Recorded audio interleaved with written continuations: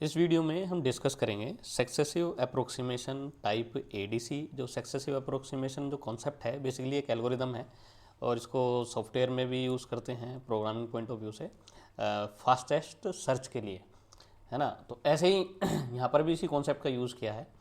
तो पहले ये समझ लेते हैं कॉन्सेप्ट है क्या। तो मैं जैसे यहाँ 3 बिट के लिए मैंने एक यहाँ एग्जाम्पल भी एक्सप्लेन किया हुआ है कि किस तरह ये वर्क करता है।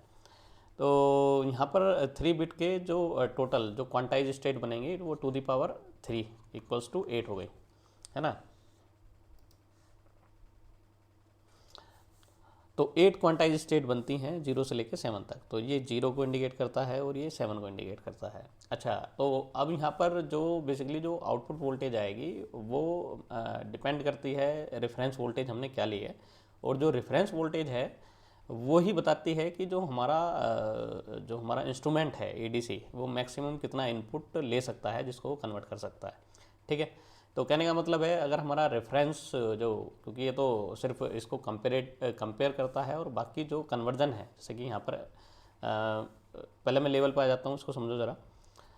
अगर मैं यहाँ पर बात करूँ कि क्वांटाइज लेवल हैं क्या, जैसे 8 क्वांटाइज लेवल हैं या 8 लेवल हैं, तो वो हैं क्वांटाइज लेवल इस तरह के। ठीक है। तो इस तरह से ये स्टेयरकेस इस तरह बनते हैं। तो ये वाला जो है इंडिकेट कर रहा है 000, ये इंडिकेट कर रहा है 001, ये इंडिकेट कर रहा है 010, ये इंडिकेट कर रहा है 011। तो इस तरह ये चलता है। ठीक है जी। अच्छा, अब आते हैं एक एल की वैल्यू क्या है। तो एल की दो, जैसे 000 से लेकर 001 के बीच में जो ये लेवल है ये है हमारा एल के इक्वल होता है। ठीक है। तो अगर मैं वी रेफरेंस ले रहा हूँ 8 वोल्ट, तो एक एल जो हो गया मेरा जो L S B equals to V R divide by 2 की पावर 3, है ना। तो 1 वोल्ट इस तरह आएगा। तो बेसिकली जो हमारा आउटपुट है इस एडीसी का, सक्सेसिव अप्रोक्सीमेशन एडीसी का जो आउटपुट है वो इंडिपेंडेंट होता है एक तरह से मैग्नीट्यूड के। जो इनपुट का जो भी मैग्नीट्यूड है, सपोज करो यहाँ पर मैंने लिया है वी ए इनपुट लिया हुआ है, जैसे कि यहाँ पर वी लिया हुआ है ना, इसको वी ए कर देते हैं। जनरली मैंने वी ए यूज़ किया है ना। तो एनालॉग जो वोल्टेज है जो उसका एम्पलीट्यूड है उससे ये इंडिपेंडेंट रहता है। ठीक है। तो इसको थोड़ा आगे वो डिस्कस करेंगे। अभी फिलहाल कॉन्सेप्ट पे आते हैं कि सक्सेसिव अप्रोक्सीमेशन बेसिकली है क्या। तो यहाँ पर हमारे 000 से लेके 111 तक टोटल 8 हमारे लेवल हैं, है ना। तो और इनकी जो वैल्यू है वो है 0 से 7 तक। तो ये है हमारा, मान लेते हैं इसको 0, इसको मान लेते हैं 7। ठीक है। अब एक चीज़ और समझो, इन लेवल को या तो आप डिस्क्रीट वैल्यू दे दो, जैसे कि 000 equals to 0 volt, 001 equals to 1 volt, 010 equals to 2 volt, ये ना। या तो ऐसे दे सकते हैं एल की वैल्यू निकाल के, या दूसरा है आप रेंज दे सकते हैं। तो रेंज में यहाँ पर 000 का मतलब है 0 से, है ना, 1 वोल्ट, फिर यहाँ से 1 से 2 वोल्ट, 2 से 3 वोल्ट इधर आएगी, 3 से 4 वोल्ट ये है ना। तो इस तरह का है, और 4 से 5 वोल्ट यहाँ पर, 5 से 6 वोल्ट इधर। तो इस तरह का इंडिकेशन हम पीरियोडिकली भी कर सकते हैं। तो स्टैटिक्स में आपने देखा होगा हमने कुछ पीरियोडिक लेते हैं, कुछ डिस्क्रीट वैल्यू लेते हैं, है ना। इस तरह का। तो अब आते हैं यहाँ पर, तो 0 से 7 तक इनको लेवल को मैं डिवाइड कर देता हूँ। यहाँ पर है ये हमारा 1, ये हमारा 2, ये हमारा 3, ये 4, ये 5, ये हमारा 6 और ये हमारा 7। ठीक है जी। तो इस तरह के हमारे लेवल बन गए। अब सपोज करो वी ए की जो वैल्यू है, वी ए इक्वल्स टू है 5 वोल्ट जो इनपुट पे आ रहा है ना। तो अब यहाँ पर हमें इसका डिजिटल आउटपुट निकालना है। तो डिजिटल आउटपुट जैसे काउंटर टाइप वाले में हम यूज़ कर रहे थे, काउंटर टाइप में क्या था, वो 0 से काउंटिंग करते हैं, है ना। तो बेसिकली अब यहाँ पर है क्लॉक वाला मैटर। तो कितनी नंबर ऑफ क्लॉक यूज़ होती हैं उससे पता लगती है स्पीड एक कन्वर्जन में, कितने नंबर ऑफ क्लॉक यूज़ हो रही हैं। तो काउंटर वाले टाइप में जितनी वैल्यू रहेगी इनपुट की, है ना, और जितने भी यहाँ पर हमारे ये टोटल लेवल रहेंगे, जैसे यहाँ पर 8 है ना, 3 बिट का है तो 8 लेवल है, तो मैक्सिमम 8 क्लॉक जा सकते हैं अगर हम काउंटर टाइप यूज़ करें। और अगर हम सक्सेसिव अप्रोक्सीमेशन यूज़ करें, क्या हम उस वैल्यू को कम कर सकते हैं, क्लॉक वैल्यू को, क्लॉक लेवल को, है ना। तो नंबर ऑफ क्लॉक को हमें क्या करना है, कम करना है। तो स्पीड क्या हो जाएगी, फास्ट हो जाएगी। इस तरह चलेगा। तो अब यहाँ पर जो कॉन्सेप्ट है जो सक्सेसिव अप्रोक्सीमेशन वाला है, इसमें क्या है, हम जीरो से ना स्टार्ट करके हम हाफ से स्टार्ट करते हैं, जो भी उसकी रेंज है। जैसे जीरो से यहाँ तक 7 हमारे टोटल 8 जो है 8 क्वांटाइज वैल्यू हैं या 8 लेवल हैं, तो उसमें जो सेंटर वैल्यू है पहले उससे कंपेरिजन कराते हैं इनपुट का। तो इसके साथ इसको कंपेरिजन कराएंगे, पहला कंपेरिजन। तो इसको बोल देंगे फर्स्ट कंपेरिजन यहाँ पर हो रहा है, जैसे कि यहाँ पर ये फर्स्ट कंपेरिजन हो रहा है, ठीक है। तो इसको इसके साथ कंपेरिजन कराएंगे। कंपेरिजन कराने के बाद फिर देखेंगे कि जो आउटपुट है वो क्या इंडिकेट कर रहा है। तो आउटपुट इंडिकेट करेगा कि जो हमारे एनालॉग जो इनपुट है वो अभी ग्रेटर है, तो ग्रेटर है तो अब वो नेक्स्ट मूव करेगा। तो नेक्स्ट मूव में 4 से तो कंपेरिजन हो चुका, अब इनके बीच की जो सेंटर वैल्यू है उस पर जाएगा, ठीक है। तो अब जाएगा 6 पे, यानी 5 6 7 के बीच में 6 वाला जो है सेंटर वैल्यू है।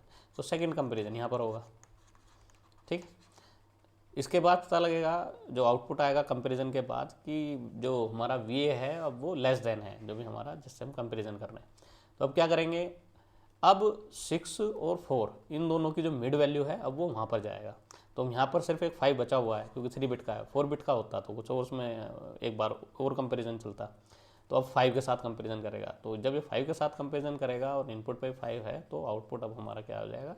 अब यहाँ पर जो कन्वर्जन है वो एंड भी हो गया, ठीक है। तो सपोज करो यहाँ पर 5.5 है, 5.4 है या इस तरह का कुछ है, तो वो सब पे ये सब 5 ही इंडिकेट करेगा, यानी हमारा जो आउटपुट आएगा वो 101 आएगा थर्ड कंपैरिजन के बाद, ठीक है ना।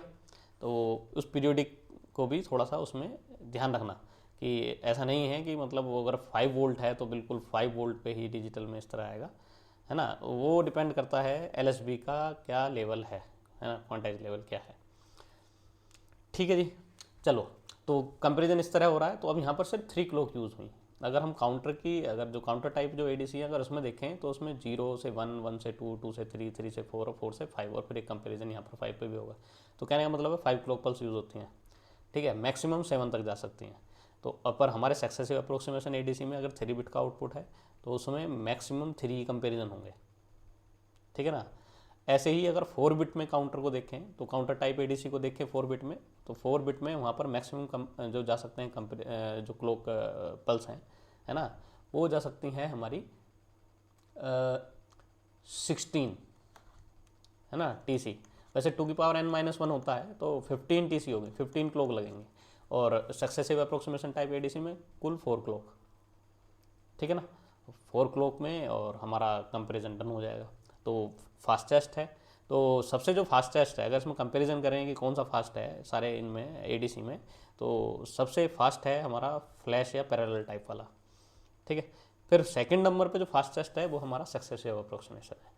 तो इस वाले मेथड को, जो ये वाला जो एल्गोरिदम है, इसको यूज़ करते हैं सॉफ्टवेयर पॉइंट ऑफ व्यू में भी। अगर कोई हमें फास्टेस्ट सर्च करना हो वहाँ पर इसको यूज़ करते हैं, है ना। अब आते हैं अब आ जाते हैं इधर, ये कैसे वर्क करता है। पहले ये जो मैंने यहाँ पर ये बेसिकली डेसिमल में समझाया है, अब आ जाते हैं यहाँ पर बाइनरी वर्ड में। तो सबसे पहले क्या है, हमारा 3 बिट का है। 3 बिट में जो सेंटर वैल्यू है वो है 100। तो अब जैसे यहाँ पे देखोगे तो ये है हमारा है, इसको 0, इसको 1, ये 2, ये 3, ये 4, ये 5, ये 6, ये 7, ठीक है। या इसको आप अगर वैसे लगाना चाह रहे हो एक तरह से इंटरवल में, तो 0 से 1 के लिए इंडिकेट करेगा, 1 से 2, 2 से 3, 3 से 4, 4 से 5, 5 से 6, 6 से 7 और 7 से 8 अगर जो आएगा उसमें ये वैल्यू आएगी, ठीक है। तो ऐसे भी ले सकते हो। अब आ जाते हैं यहाँ पर 100 पे। सबसे पहले क्या है, जो हाफ वैल्यू है उसके साथ कंपेरिजन करेगा जो एनालॉग इनपुट है, ठीक है।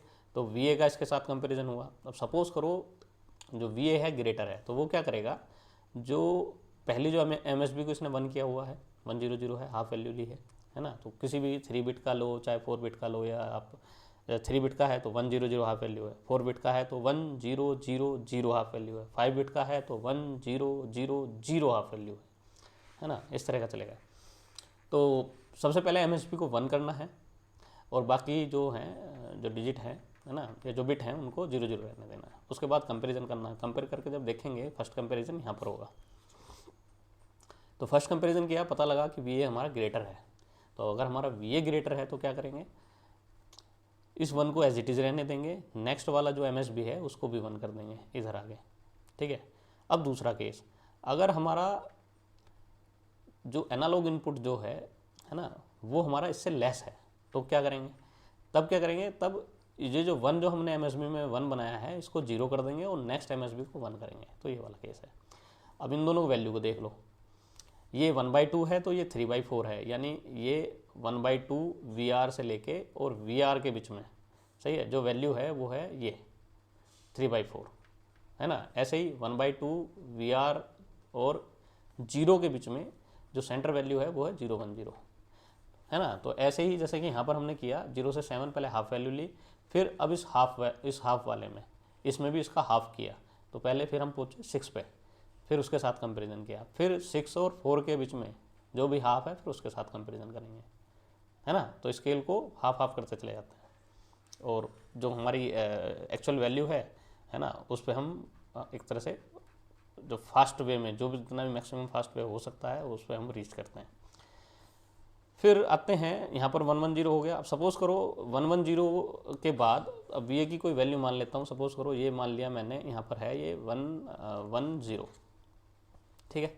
तो यहाँ पर कंपैरिजन किया तो 110, तो 110 के बाद अब वो क्या करेगा, वो पूरा जो कंपैरिजन वाला प्रोसेस है, यहाँ पर सेकंड कंपैरिजन हो रहा है, तो वो प्रोसेस जो है वो कंटिन्यूस हमारा तीनों बिट को चेक करेगा, ठीक है। तो अब 110 से किया और 110 यहाँ पर, तो वैल्यू जो आई वो हमारी उसमें कुछ जो कंपैरिजन किया उसमें अब कोई भी ग्रेटर नहीं है, पर वो क्या करेगा, अब आगे बढ़ेगा, ठीक है।